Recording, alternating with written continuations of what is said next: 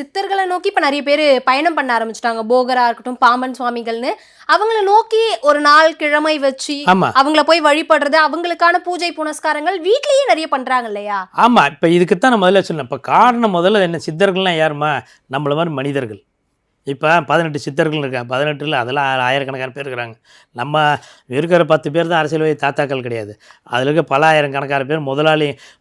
5000 பேர் முதலாளி உழைச்சா தான் ஒரு முதலாளி வர முடியும். வேலைக்காரங்க 5000 பேர் உழைச்சா தான் அவருக்கு பட்டம் கொடுக்க முடியும். அப்போ அதில் இந்த 5000 பேர் தானே மெயின். அப்புறம் இந்த என்ன, ஒரு உழைப்பாளிகள், மேனேஜரு, சிஇஓ, என்னென்னவோ சொல்லுவாங்க ஸ்டெப்பு. கடைசியில் தான் ஓனர்னு வருவார். ஓனர் கை நாட்டு போடுவார். ஆனால் அந்த 5000 பேர் 5 டிகிரி 3 டிகிரி படித்தவங்க சம்பளம் ஆகும். இப்போ புரியுதா?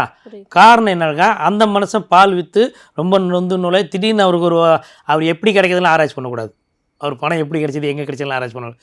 வந்துருச்சு, வச்சார், திடீர்னு ஆரம்பித்தார், 5000 பேருக்கு சம்பளம் கொடுக்குறாரு. அவர் ப்ரீவியஸ்குள்ளார நம்ம போக வேண்டியதில்லை. அது நம்ம ஆராய்ச்சி பண்ண வேண்டியதில்லை. அப்போ இதுக்கு முன்னாடி 0. ஆனால் திடீர்னு அவர் கையில் வந்தோடனே அவர் என்ன பண்ணுவார், அது மல்டிப்ளை பண்ணுவார்.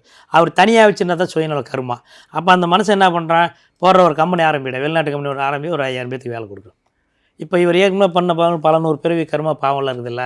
இந்த 5000 பேர் வாடிக்கையாளர், உங்களை மாதிரி உழைப்பாளிகள் வரீங்கல்ல, ஒர்க்கர்ஸு, ஆட்டோமேட்டிக்காக படிப்படியாக இங்கே அந்த பாவங்கள் குறைய இந்த மனுஷன் மேலேயே போயிட்டே இருப்பான்.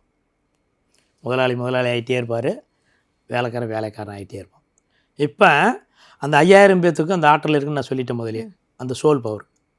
அப்போ அந்த ஓனரை நம்ம டைவெர்ட் பண்ணல. இப்போ உழைப்பாளிகளுக்கு காலம், மிடில் கிளாஸ் தேடலில் இருக்கீங்களுக்கு காலம். அதுக்காக தான் இப்போ நம்ம வெளியே தொடர்புகளுக்கு வந்திருக்கிறோம்.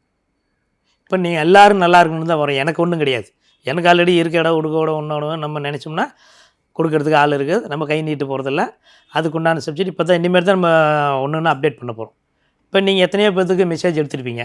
அப்போ இந்த மாதிரி பதில் யாராலையும் சொல்ல முடியாது, பகிரங்கமாக பேச முடியாது. நீ அந்த பூஜை பண்ண அங்கே போ, இங்கே போ, தாயத்தை கொடுங்க, அதை கொடுங்க, அதை செய்யும் பாரு. அது ஒரு கலை. நம்ம கலைக்குள்ளார போவதில்லை, சாராம்சத்துக்குள்ளார போகும், ஒரிஜினல் சூட்சமத்துக்குள்ளார போகிறோம். அப்போ சூட்சமங்கிறது ஒரு உடம்புக்குள்ளார ஆன்மாவை அப்டேட் பண்ணக்கூடிய கலை. அதுக்கு மேலே தான் சூட்சம். அப்போ சூட்சமம் யார் ஒருத்தருக்கு அந்த வர, அதுக்காக நான் ஞானிய சித்தர், நான் ஒரு சிறந்த மனிதர், என்னை தத்தெடுத்துருக்குது. நீங்களும் மனுஷன், இந்த கலைக்கு நான் சரியான ஆளுன்னு சொல்லி அந்த பிரபஞ்சம் தேர்ந்தெடுத்துருக்கு.